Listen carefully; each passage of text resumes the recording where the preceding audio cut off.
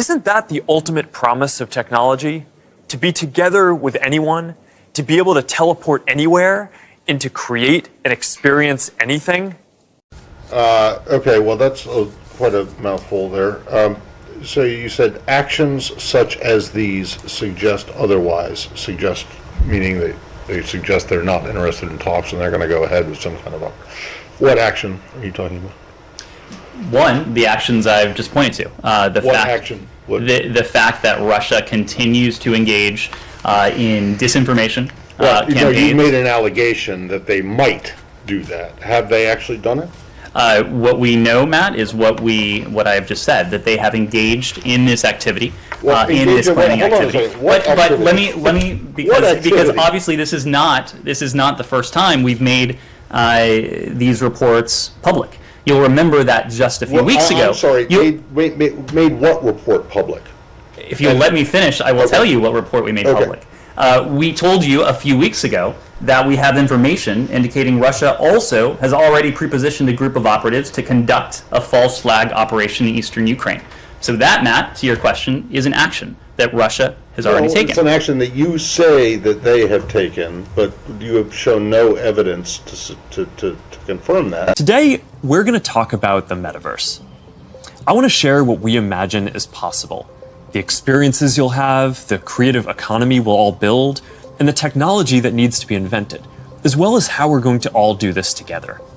And I'm going to get to the next question here, which is, what is the evidence that they... I mean, this is like crisis actors, really? This is like Alex Jones territory you're getting into now. What evidence do you have to support the idea that there is some propaganda film in the making? Matt, this is derived from information known to the U.S. government, intelligence information that we have declassified. I think you know... Okay, well, where is it? Where is this information? It is intelligence information that we have declassified. Well, where is it? Where's the declassified information? I just delivered it. No, you made a series of allegations and statements. Would you like us to print out the topper? Because you will see a transcript of this briefing that you can print out for yourself. That's not evidence, Ned. That's you saying it. That's not evidence. I'm sorry. We believe the metaverse will be the successor to the mobile internet. We'll be able to feel present, like we're right there with people, no matter how far apart we actually are. We'll be able to express ourselves in new, joyful, completely immersive ways, and that's going to unlock a lot of amazing new experiences. What would you like, Matt? I would like to see some proof that you can show that Matt, you have been... That shows that the Russians are doing this. Ned, I've been doing this for a long time. I know, that was my point. You have been doing this for quite a while. You know that when we declassify intelligence information, we do so in a means... We do so with an eye to protecting sources and methods. Is not going to fall. I remember a lot of things. So where is the declassified information other than you coming out here and saying... Imagine you put on your glasses or headset and you're instantly in your home space. It has parts of your physical home recreated virtually, it has things that are only possible virtually, and it has an incredibly inspiring view of whatever you find most beautiful. Matt, I'm sorry you don't like the format, but we have declassified... It's not the format, it's the content. I'm sorry you don't like the content. I'm sorry you are doubting the information that is in the possession of the U.S. government. No, what I'm telling you is that this is information that's available to us. We are making it available to you in order for a couple reasons. One is to attempt to deter the Russians from going ahead with this activity. Two, in the event we're not able to do that, in the event the Russians do go ahead with this, to make it clear as day, to lay bare the fact that this has always been an attempt on the part of the Russian Federation to fabricate a pretext. Boy. Oh, hey, Mark. Hey, what's going on? Hi, Mark. What's up, Mark? Whoa, we're floating in space? Who made this place? It's awesome. Right? It's from a crater I met in LA. This place is amazing. Boz, is that you? Of course it's me. You know I had to be the robot, man. I thought I was supposed to be the robot. Whoa.